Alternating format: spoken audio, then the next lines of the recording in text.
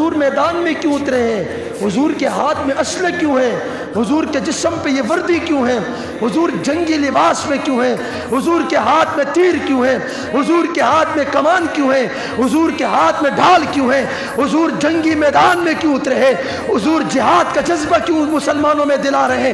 حضور صحابہ کو جہاد کے لیے کیوں تیار کر رہے ہیں؟ ہاں یہ وہی پیغمبر ہے جہاں پر جب اپنوں نے غیروں نے تکلیف دی حضور میدان میں نہیں اترے، اب حضور میدان میں اتر گئے۔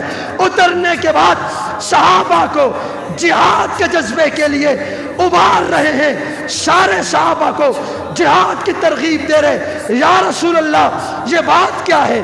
یا رسول اللہ یہ حقیقت کیا ہے؟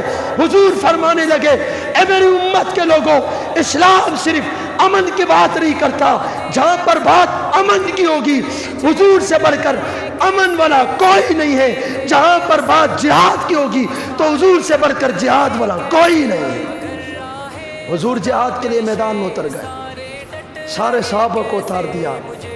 آج مسلمانوں، کائنات کے پیغمبر جہاد کے لیے میدان میں اترے اور اللہ کے نبی صلی اللہ علیہ وسلم نہتے مسلمانوں کے ساتھ 313 مسلمانوں کے ساتھ میدان میں اترے اور رہتی دنیا تک بتا دیا، الجہاد ماضٍ الی یوم القیامہ، جہاد قیامت تک جاری رہے گی جب تک میری امت باقی ہے۔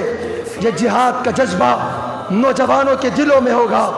ہاں اگر یہی جذبہ مسلمانوں کے دلوں میں رہا، میرے پاس ممبر ہے، میں ممبر پہ بیٹھ کے امت کے نوجوانوں کے دلوں میں جہاد کا جذبہ ڈال رہا ہوں، بابانگے دول ڈال رہا ہوں، غیرت جرت سے ڈال رہا ہوں۔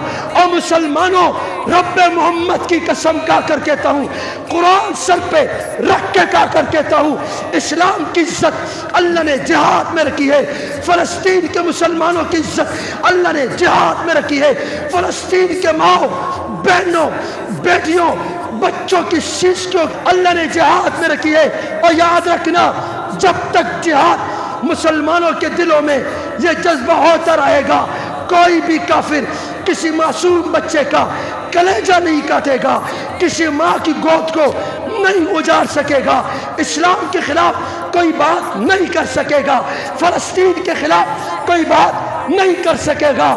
جہاں سے 313 چلے تھے تم مسلمانوں، انہی ماضی کی راہوں میں پلٹ جانے کا وقت آیا۔